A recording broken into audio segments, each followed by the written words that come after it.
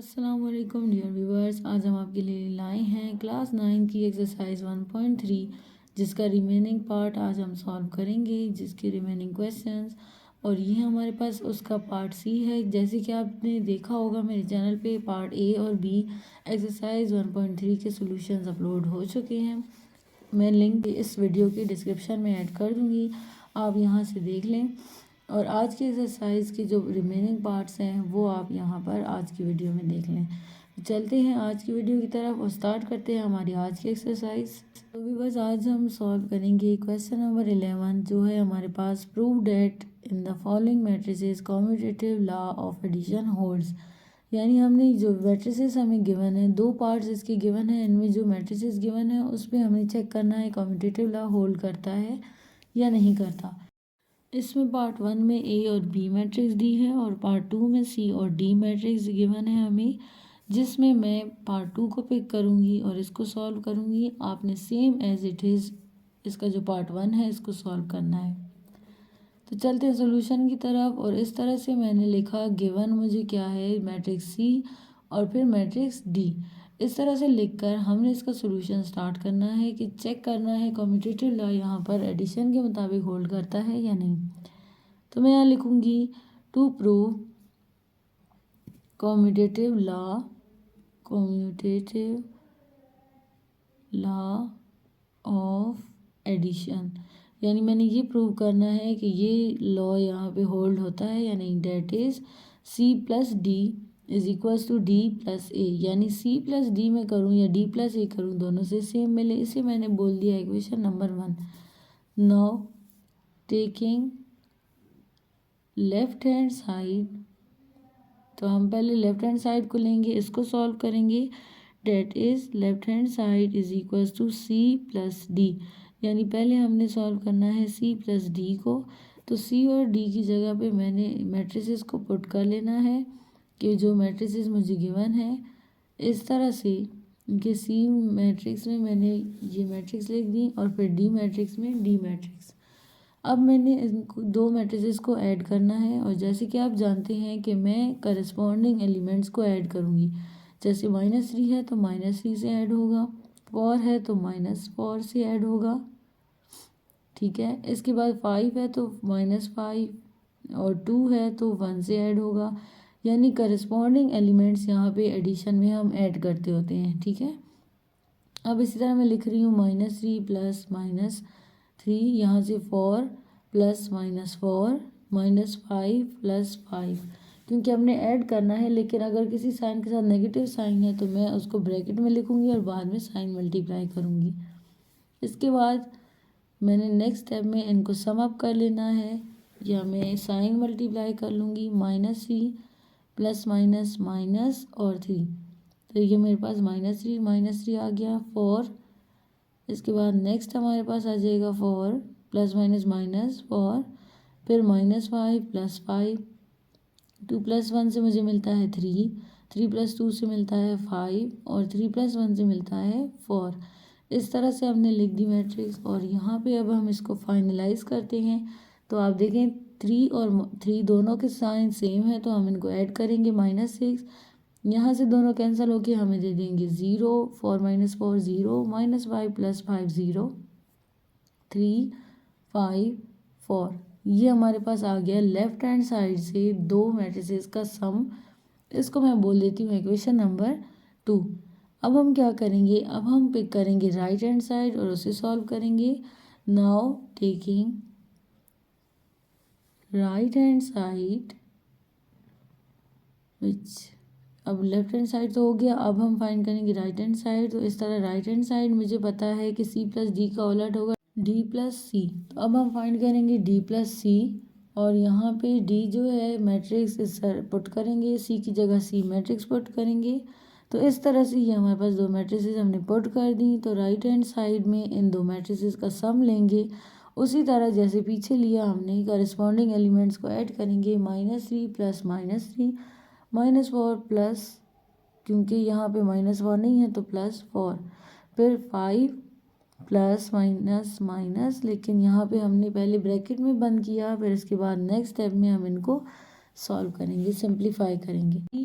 Plus 1 और bracket close. इसके बाद right hand side is equals to, अब हमने करना है इनको सिंप्लीफाई, तो यहाँ पे 3 -3 और -3 है, फिर -4 +4 5 -5 और यहाँ पे 1 + 2 से मिलेगा 3 और 2 + 5 से मुझे मिलेगा 5।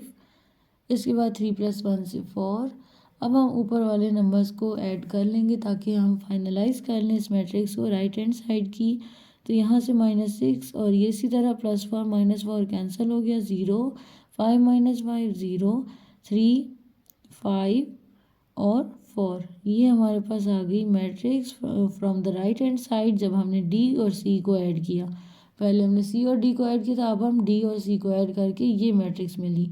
तो जैसे आप देख सकते हैं कि ये मैट्रिक्स आपकी किस तरह है, लेफ्ट हैंड साइड में जो मैट्रिक्स गिवन थी आपको सेम एग्जैक्टली वही एलिमेंट्स इसके हैं दोनों साइड से। तो इसका मतलब क्या हुआ कि हमारे पास इक्वेशन नंबर 1 इक्वेशन नंबर 2 जो है वो इक्वेशन नंबर 3 के इक्वल आ गई। तो hence from equation number 2 and equation number 3 we get या वी हैव, हमारे पास क्या है कि left hand side is equals to right hand side. Left side हमारा राइट हैंड साइड के इक्वल आ गया, तो हम लिख सकते हैं कि C + D इक्वल है D + A के, D + C के। इसके बाद हम ये लिख सकते हैं कि कॉम्यूटेटिव लॉ जो है हमारा वो होल्ड करता है C और D के लिए, holds for matrices C and D। तो ये हमारे पास इसका सॉल्यूशन था, बहुत ही इजी था। सेम इसी तरह आपने जो इसका सेकंड पार्ट वो करना है फर्स्ट पार्ट, क्योंकि सेकंड तो मैंने किया CD वाला, आपने AB वाला करना है। अब हम क्वेश्चन नंबर 12 में वेरीफाई करेंगे इसको फॉलोइंग मैट्रिसेस के लिए, जिसमें मुझे 2 पार्ट्स गिवन हैं। और ये कौन सी प्रॉपर्टी है, तो अगर आप देखेंगे एसोसिएटिव प्रॉपर्टी है। 2 पार्ट्स हैं इसके, एक में ABC गिवन है, ABC दूसरे में भी गिवन है। मैं इसका पहला पार्ट कर लूँगी, आपने इसका second part same as it is करना है, ठीक है। तो इस तरह से मैंने क्वेश्चन लिख लिया पहले, फिर उसका सोल्यूशन। अच्छा, ये प्रॉपर्टी को मैं मेंशन कर रही हूँ यहाँ पे कि ये हमारे पास एसोसिएटिव प्रॉपर्टी है। एसोसिएटिव प्रॉपर्टी को हम वेरीफाई करेंगे मैट्रिसेस के लिए, एसोसिएटिव लॉ ऑफ एडिशन, ठीक है, एडिशन ऑफ मैट्रिसेस पूरा, लेकिन मैंने सिर्फ इतना लिख दिया। अब हम गिवन है ABC मैट्रिसेस, वो हमने यहाँ लिखी। इसके बाद हमने क्या करना है कि इस लॉ को प्रूव करना है। तो टू प्रूव हम यहाँ लिखेंगे ताकि हमें याद रहे कि हमने करना क्या है। To prove A + B + C included brackets is equal to A + B + C। यहाँ पे हमने क्या करना है, इसको इक्वेशन नंबर 1 कह देंगे। इसके बाद हमने इधर लिखना है टेकिंग लेफ्ट हैंड साइड, पहले हम लेफ्ट हैंड साइड लेते होते हैं, इसे सॉल्व करते हैं, फिर राइट हैंड साइड देखते हैं। अगर दोनों इक्वल आ गए तो हमारा क्वेश्चन ठीक है, अगर इक्वल नहीं आए तो क्वेश्चन गलत। अब लेफ्ट हैंड साइड में आपने जो इक्वेशन नंबर 1 की लेफ्ट हैंड साइड है वो पिक की है और लिख दी। इसमें अब ABC मैट्रिसेस की हम वैल्यू पुट करेंगे 1 बाय 1। तो A की मैट्रिक्स है मेरे पास 2 -3 4 और 1। इसी तरह B मैट्रिक्स और C मैट्रिक्स की भी इसी तरह से हमने वैल्यू पुट करनी है। राउंड ब्रैकेट लगाएंगे पहले, और इसमें B मैट्रिक्स 5 -2 3 6 और फिर प्लस ब्रैकेट दूसरी C वाली 1 7 -6 और -3। ये मैट्रिक्स आ गई C वाली, और ब्रैकेट राउंड ब्रैकेट भी क्लोज।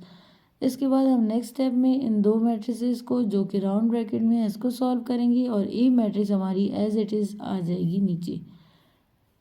तो ये हमने लिख दी मैट्रिक्स A।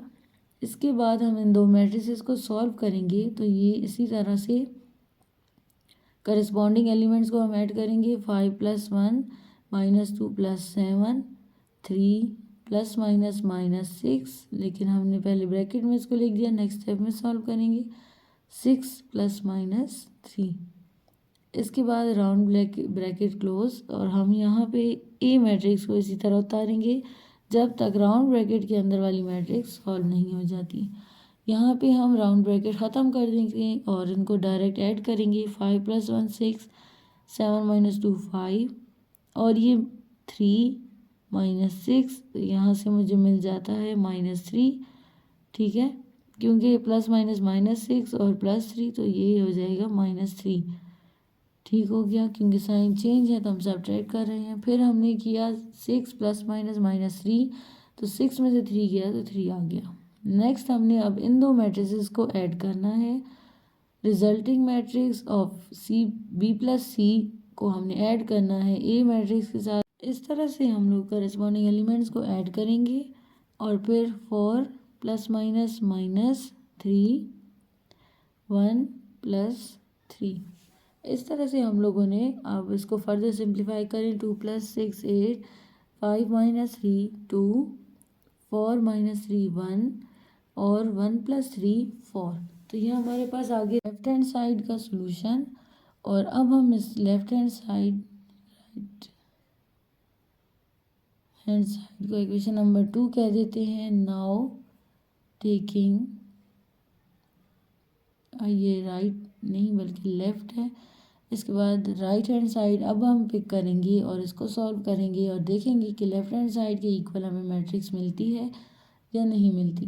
तो right hand side is equals to a + b + c, लेकिन b + c को अब हमने पहले नहीं बल्कि a + b को अब हमने पहले सॉल्व करना है। ठीक है, क्योंकि दोनों साइड्स हमने चेक करने हैं। अब मैं क्या करूँगी, a b c की जगह पे हमने इनकी मैट्रिसेस लिखनी है। इसी तरह ये ए मैट्रिक्स हो गई, फिर अब बी मैट्रिक्स हमारे पास जो होगी वो लिखेंगे हम। और बी मैट्रिक्स हमें गिवन है 5 - 2 3 6। ये बी मैट्रिक्स दोनों को हम राउंड ब्रैकेट में क्लोज करेंगे। इसके बाद मैट्रिक्स सी की वैल्यू यहाँ पे लिखनी है, तो हमारे पास है 1 7 -6 -3, ये आ गई मैट्रिक्स सी। इसके बाद हमें राउंड ब्रैकेट्स वाली मैट्रिसेस को पहले ऐड करना है, जो कि है ए और बी की। इसी तरह करस्पॉन्डिंग एलिमेंट्स को ऐड करेंगे। +-2, यहाँ पे 4 + 3 1 + 6 और इस तरह से। फिर प्लस जो सी मैट्रिक्स है ये इसी तरह हमने लिखनी है 1 7 -6 और -3 ब्रैकेट क्लोज। फिर हमने क्या करना है कि इसके बाद जो ए और बी को ऐड किया है इसको हम सिंप्लीफाई करके लिखेंगे। तो इस तरह से ये हमारे पास आ जाएगा 4 + 3 7 और 1 + 6 7। यहाँ से मेरे पास आ गई एक मैट्रिक्स, प्लस जो सी मैट्रिक्स है वो लिखना है यहाँ पे। दोनों मैट्रिसेस को अब दोबारा से हमने ऐड करना है, रिजल्टिंग मैट्रिक्स और साथ में ये सी मैट्रिक्स। तो ये 7 + 1 -5 + 7 7 ± -6, यहाँ से आएगा 7 ± -3।